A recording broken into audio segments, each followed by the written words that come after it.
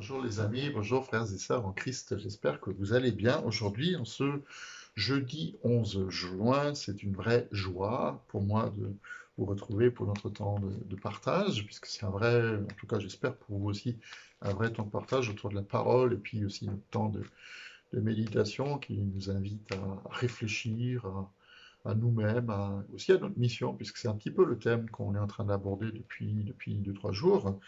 La mission que Jésus nous confiait, c'est d'aller, de faire de toutes les nations des disciples, de baptiser, et surtout d'enseigner, non, surtout c'est pas vrai, mais d'enseigner, à regarder tout ce que lui, il nous a enseigné lui-même. Et on a vu hier que l'apôtre Pierre, dans sa première lettre, il nous donne une bonne définition de qui nous sommes censés être, à savoir que nous sommes un peuple choisi, des prêtres royaux, une nation sainte, un peuple racheté, afin de proclamer les louanges de celui qui nous a appelés des ténèbres à son admirable lumière. Et c'est ce que nous sommes censés être, à savoir lumière du monde. C'est pas que Jésus qui l'est, mais nous aussi, nous sommes invités à être ces lumières qui brillent devant les hommes. Aussi, quand ils voient nos bonnes œuvres, c'est aussi une chose importante à partager, que quand ils voient les bonnes œuvres que nous faisons au nom du Seigneur, ils puissent glorifier Dieu. Donc voilà, ça fait partie de cette réalité de notre appel. Nous sommes appelés à devenir devant le Seigneur ces sacrificateurs, ces prêtres royaux, des prêtres devant Dieu. Alors, quand on entend ce mot de prêtre, évidemment, on s'imagine toujours euh, l'image de celui qui porte une aube avec des habits blancs, comme parfois on en voit, évidemment, et c'est bien comme ça, mais nous sommes tous appelés à, à être des prêtres devant Dieu.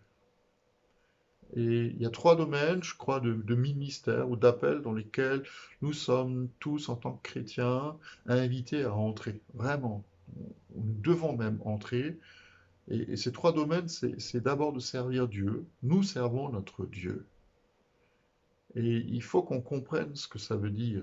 Dieu, il n'a pas besoin qu'on l'encourage. Dieu, il n'a pas besoin, entre guillemets, d'être servi. Il n'a pas besoin d'être flatté. Il n'a pas besoin d'être approuvé par les hommes.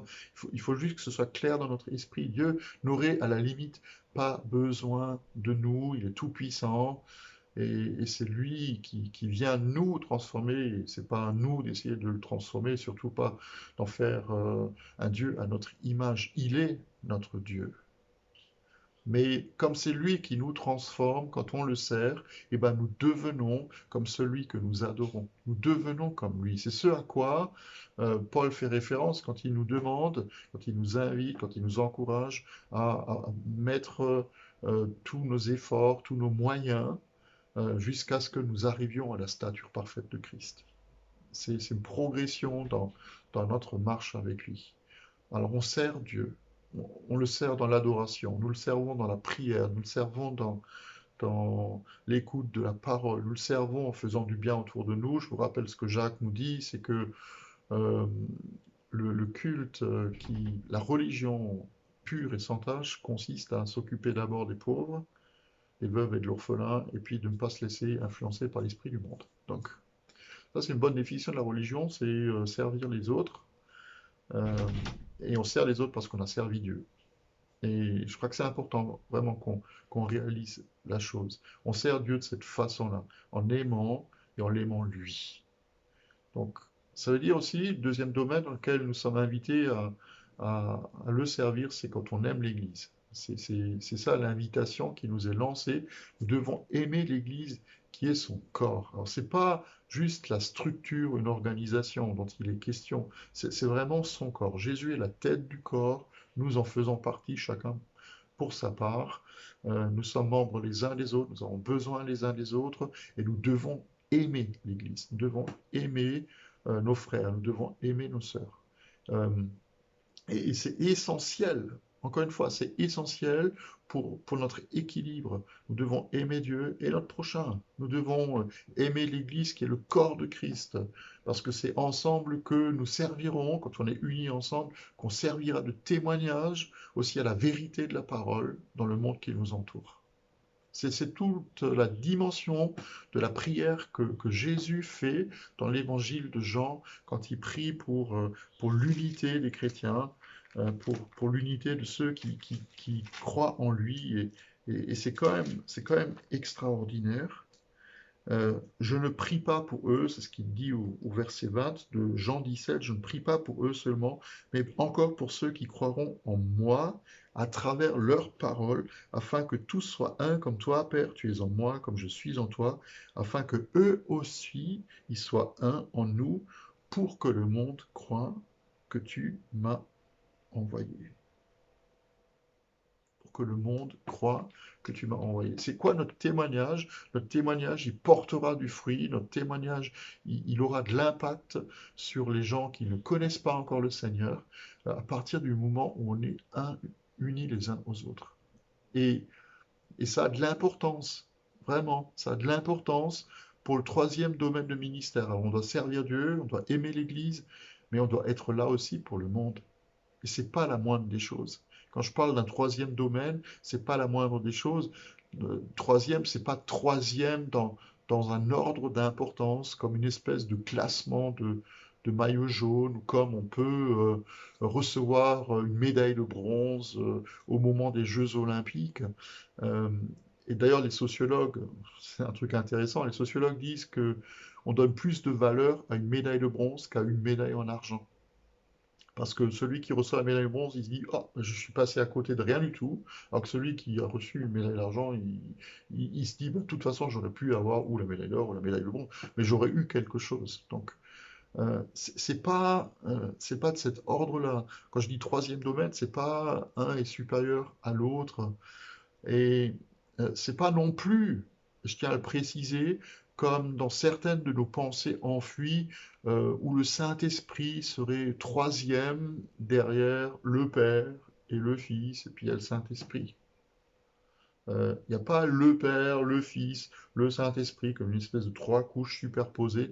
Non, la Trinité, comme c'est la semaine de la Trinité, dans la Trinité, ils ont tous la même valeur, le Père, le Fils, le Saint-Esprit, et puis ils se glorifient l'un l'autre, et puis voilà, il y a cette communion qui est extraordinaire dans leur unité.